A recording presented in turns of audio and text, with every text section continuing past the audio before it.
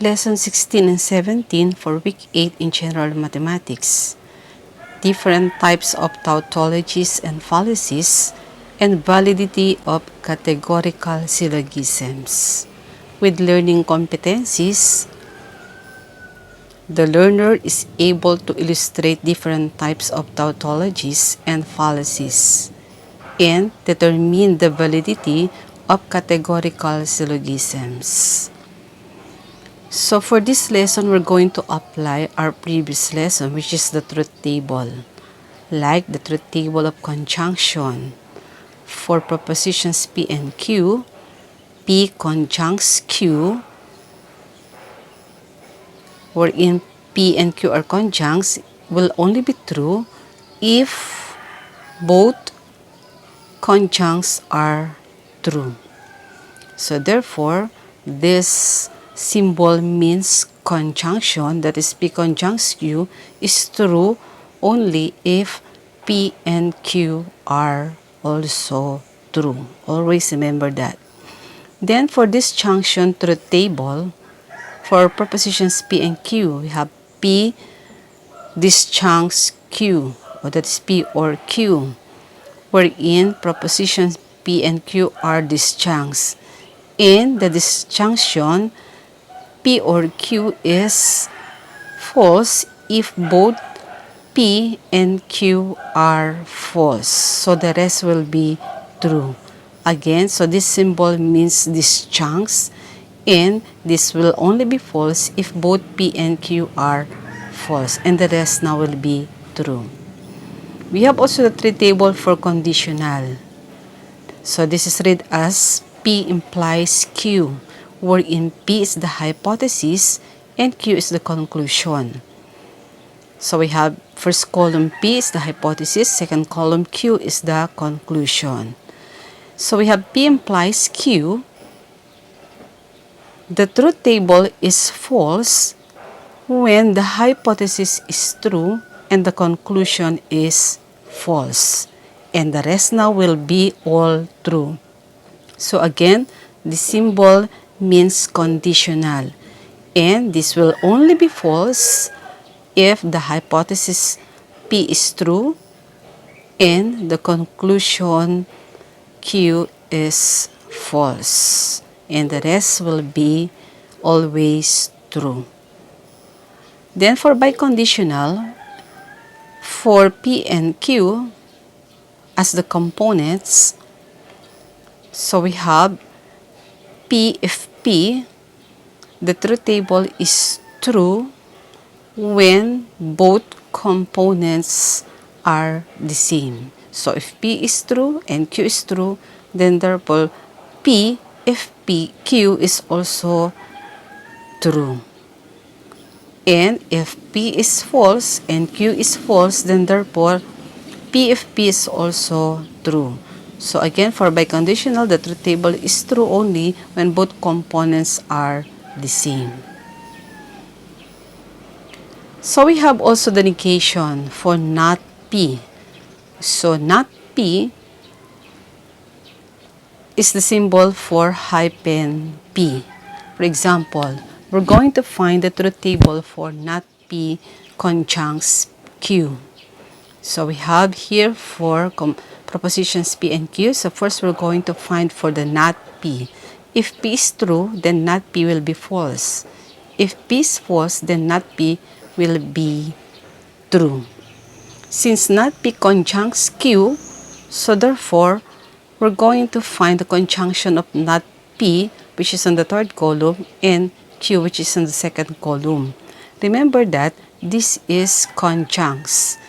And under the conjunction truth table, this will only be true if both components are true. So for Q, and we have for P, so we have true for not P conjuncts Q because Q is true and not P is also true. So therefore, this is now the truth table for not P conjuncts Q. Example number 2, we have not P conjuncts not Q. So since we have already the truth table for not P, we're going to find now for not Q. Again, if Q is true, not Q will be false. If Q is false, then not Q will be true. So we have here the fourth column is the not Q. Then next we're going to find for the conjunctions of not P and not Q. Remember, in conjunction truth table again, if they are both true, then therefore the value will be true and the rest will be false. Since for the third column, we have true. The last column, we have true and true. So therefore, the value will be true. So that is not P is true, not Q is true. So therefore, not P conjuncts not Q is also be true. So this is the truth table for not P conjuncts not Q. Number 3, let P and Q be propositions. Construct the truth table for the compound proposition P implies Q conjuncts Q implies P. Note that there are two propositions, P and Q, involved in the compound proposition. Thus, the truth table will contain 4 rows.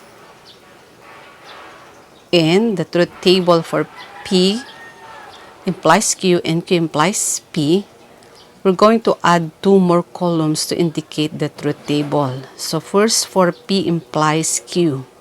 Remember that this is a conditional. And under the conditional, it is only be false if the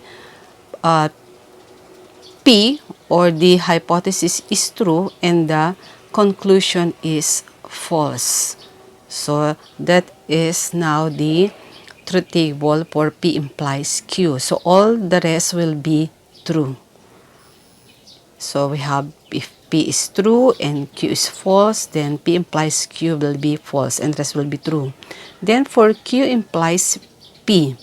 For Q implies P, for this time, Q is the hypothesis and P will be the conclusion. Okay, so for Q, we have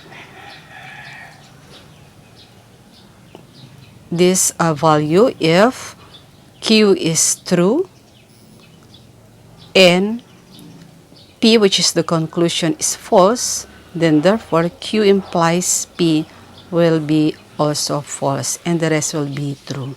So this is now the truth table for P implies Q and Q implies P. But since we have the word and there, so therefore we're going to find the truth table for P implies Q and Q implies P. So and word there is a conjunction. So therefore, we're going to add another truth table for P implies Q and or conjuncts Q implies P. Since we have already the truth table for P implies Q and Q implies P, so we're going now to find the conjunction of these two truth table. That is P implies Q, conjuncts Q implies P. Wherein, again, under conjunction truth table, this will only be true if both are true. So we have, since P implies Q is true and Q implies P is true, so therefore the value will be also true. Since P implies Q is also true and Q implies P, the truth table will be also true. So therefore, this is now the truth table of P implies Q and Q implies P. Tautology. We have the definition of tautology. Tautology is a proposition that is always true. And contradiction is a proposition that is always false. And valid argument and fallacies. Argument is a compound proposition of the form P sub 1 and P sub 2 up to P sub n implies Q, wherein P sub 1 and P sub 2 to P sub n is called premises, and Q is called conclusion. And there are 2 forms of argument. That is the propositional form. That is P sub 1 and P sub 2 up to P sub n implies Q is a propositional form. And we have also the standard form. That is if P1 and P2 then up to Pn, then therefore we have Q. For example, explain why the following set of proposition is an argument. We have, if General Luna is a national hero, then he died at the hands of the American in 1899. So the first proposition is General Luna is a national hero. Then the second one is therefore General Luna died at the hands of American in 1899. So solution, the set of proposition is an argument because the first two propositions are the premises of the argument, while the last proposition marked by the word therefore is the conclusion of the argument. So therefore, this is an argument. For number 2, write the following argument in propositional form and in standard form. If there is a limited fresh water supply, then we should conserve water. There is a limited fresh water supply. And the next one is therefore we should conserve water. So solution, the premises of this argument are, the first one is P sub 1, if there is a limited fresh water supply, then we should conserve water. Then P sub 2, there is a limited fresh water supply. Then therefore the conclusion is we should conserve water, which is Q.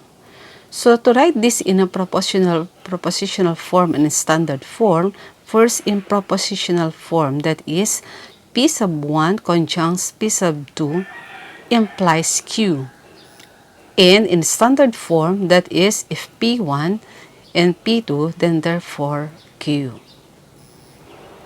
Number 3, consider the arguments dotted A and apostrophe A, where P implies Q. If my alarm sounds, then I will wake up. Then for P, my alarm sounded. Then for therefore Q, I woke up. That is for dotted A. Then the argument for apostrophe A, we have P implies Q. If my alarm sounds, then I will wake up.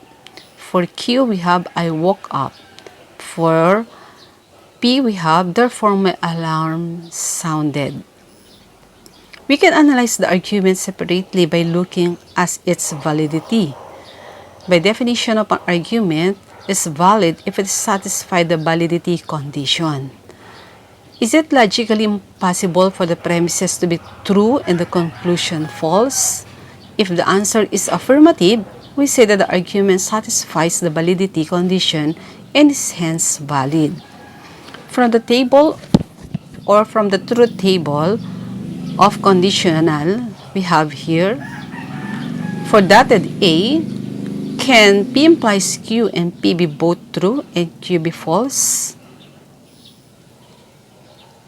From the truth table, P implies Q is true if P or the hypothesis is true and Q is true. So therefore, dotted A is valid. For apostrophe A, can P implies Q and Q be both true and P be false?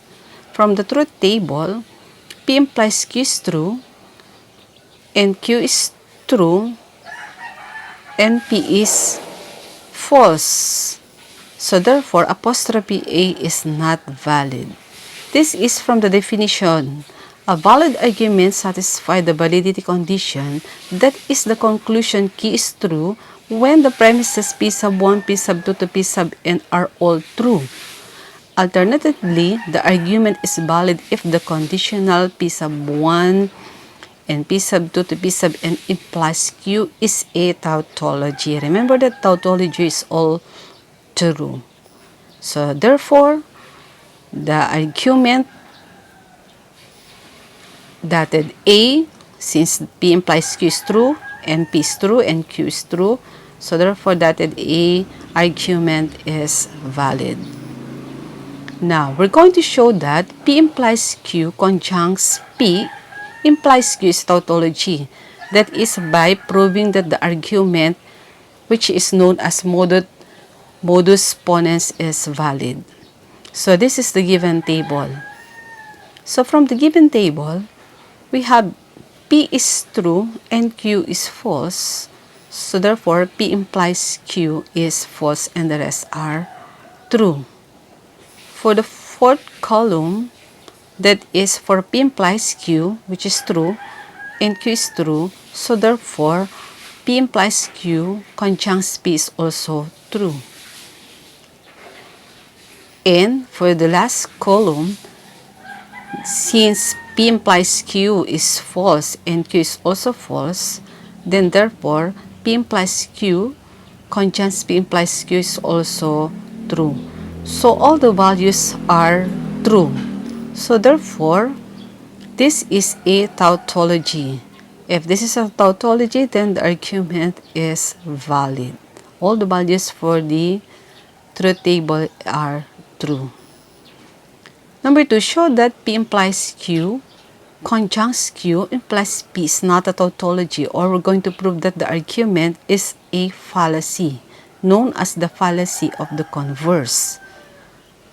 So from the truth table of P implies Q and P, and that is P implies Q is true and P is false, then therefore P implies Q and P is true. From the truth table, it should be false. Because conjunction, if they are both true, then that is only be true. But since P implies Q is true and P is false, so therefore this should be false. So therefore, this argument is a fallacy. And this is not a tautology. So for theorem, we have the rules of inference. So this is the following rules of inference or different theorems. So let P and Q are be propositions. We have the rule of simplification for propositional form and standard form. We have also the rule of addition, rule of conjunction, the modus ponens, modus tollens, the law of syllogism, rule of disjunctive syllogism, rule of contradiction, and rule of proof by cases. So for activity 1, you're going to complete the truth table for the given statements to show that the compound statement is tautology. So therefore, you're going to complete this using the truth table for conjunction, disjunction, biconditional, and conditional truth table. So that is from number 1, 2, 3, and 4. And for activity 2, you're going to determine whether the following arguments are valid. If it is valid, identify the rule of inference justifies the validity. So that is from number 1 to 9. And example is number 10. If today is a holiday, then we'll have a picnic. Today is a holiday, and therefore we'll have a picnic. Today's holiday is for P, and we'll have a picnic is Q. So therefore P implies Q is today is holiday, then we'll have a picnic, wherein the conclusion is therefore we'll have a picnic. So this is under the theorem of modus ponens, which is in the propositional form and standard form. So therefore, this is valid by modus ponens. This is what you're going to do for activity 2. Just tell whether it is valid or not valid. Then for lesson 17, since we're already done with the quarter 2, so you're going to write this in a separate sheet of paper. What is the most interesting topic for quarter 2? For you, then why? Then for number 2, for you, which topic for quarter 2 is the most useful? Then tell why. Write the reason why. For number 3, what meaningful lesson have you learned from quarter 2? And that's all for quarter 2. But before we end, let me share this quotation according to Athira Uma Gopinathan. Science is full of logic and spirituality is full of magic. Grab both of them and see how life becomes a magical heaven with logical happenings. Again, this is Teacher Riza. Please don't forget to subscribe, by pressing the button of subscribe below. So thank you, and that's all. Please keep safe always. Have a nice day.